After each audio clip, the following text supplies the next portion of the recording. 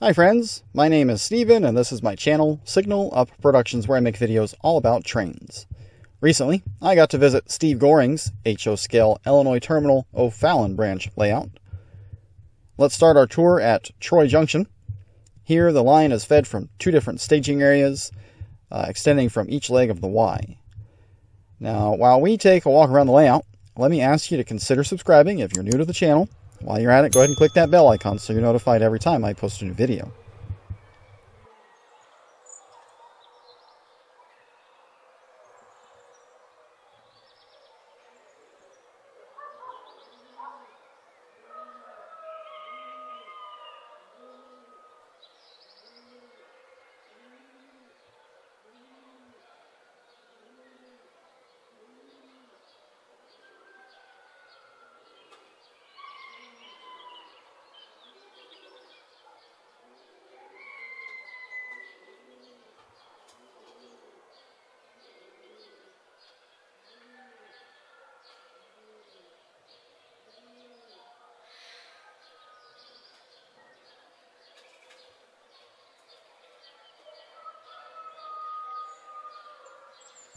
As we turn the corner, the main track crosses over the Pennsylvania Railroad.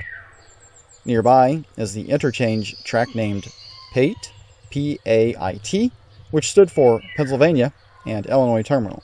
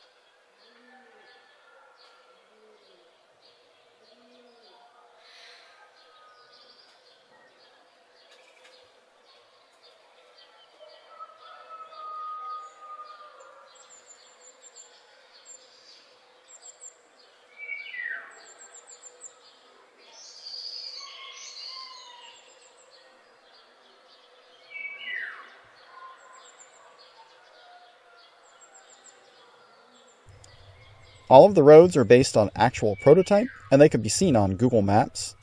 Bethel Road is just outside of OFallon in real life, just as it is on Steve's layout.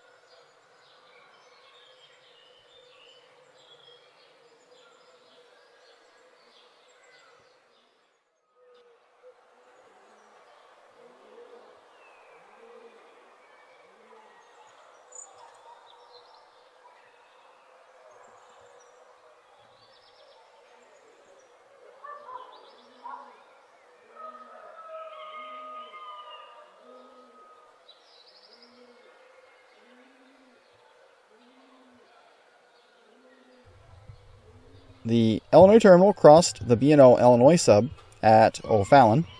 This fixed distant approach signal informs crews they are approaching the absolute signal that protects the crossing.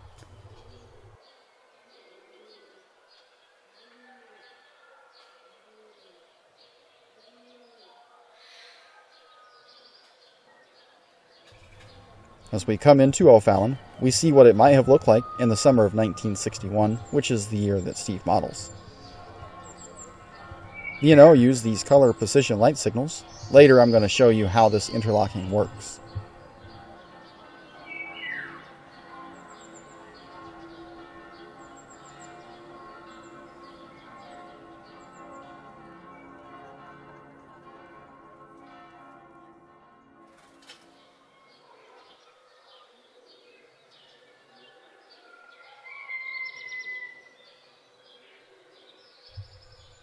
As we move through town, we see the small interchange yard used between IT and B&O. This is where most of the freight traffic ends.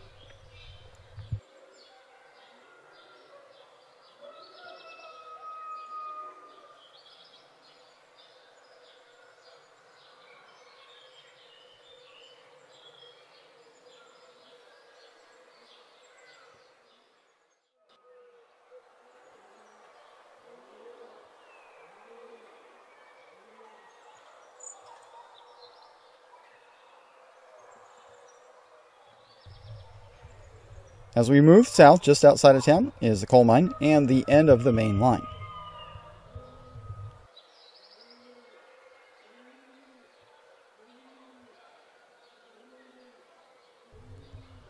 The layout is a point-to-point with no option for continuous running. During open houses, an engineer has to pay close attention as they have to navigate the train from one end of the layout and then back to the other. Steve started construction in 2008. But progress was slow until 2016 when Steve retired. By 2020, he had a lot of time on his hands and stuck in his house like most people did that year. So he was able to make a lot more progress. The layout was ready to show for the 2022 NMRA National Convention, which was held in St. Louis. Steve did 95% of the work on the layout himself. He did have some difficulty soldering the feeder wires to the track. His wife had experience working with electronics, and she volunteered to do that for him. A lady of many talents and fully supporting of Steve's dream, she also did the paint matching of the colors between the edges of the printed backdrop and the masonite sky.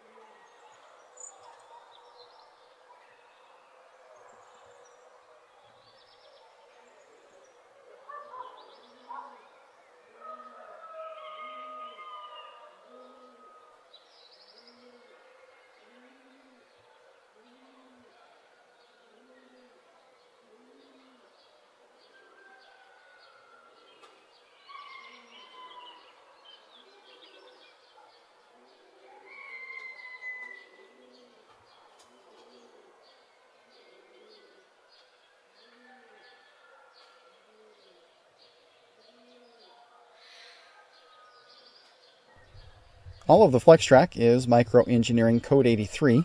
He originally considered using code 70, but found it was difficult to work with. Once weathered and ballasted, the code 83 still gives the impression of poorly maintained branch line track. Most of the switches are Pico, and there's some micro-engineering Atlas and Shinohara in there as well. The trees are made by Scenic Express, and the ballast is Arizona Rock and Mineral. Trains are controlled with a Digitrax DCC system, and that includes duplex wireless, so crews don't have to plug in. Steve said his favorite feature on the layout is the interlocking complex at OFallon, so let's take a closer look at that now. So the interlocking has signals that protect all four directions across the diamond, and the IT in this case used semaphore signals. So for the IT main they have semaphore signals, and the B&O main includes the classic color position light signals. To operate the interlocking, it's a manual interlocking, so a train crew would have to climb off of the locomotive and the crew member would walk down to the box that has the controls in them. So we have the box modeled here on the fascia. Nice little antique wood box. And it's got an official, authentic, antique B&O railroad signal lock on it. So the crews have to unlock the lock and then open the case door. And then inside we've got a couple of push buttons and a toggle switch.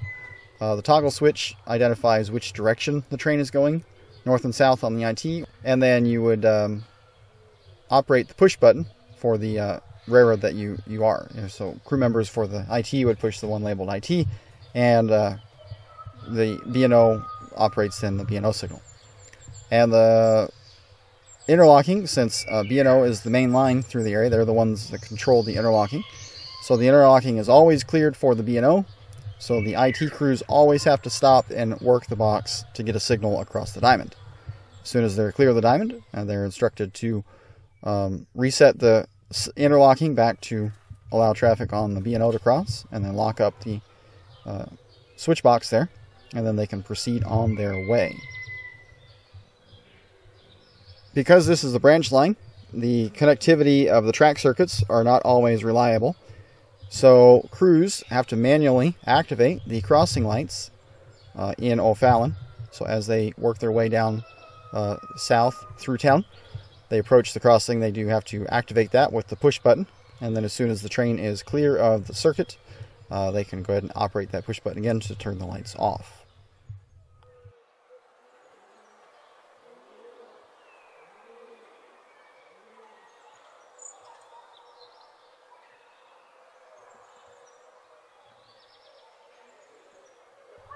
This branch line operates with timetable and train orders.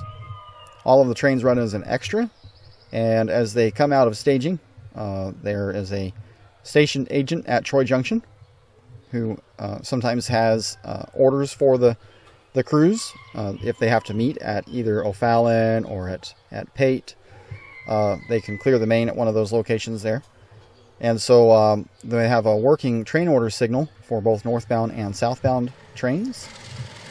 And the dispatcher, or the train operator, is in a slightly different room, not in the main room, but just kind of off of the main room. And they have the toggle switches that operate the train order signals.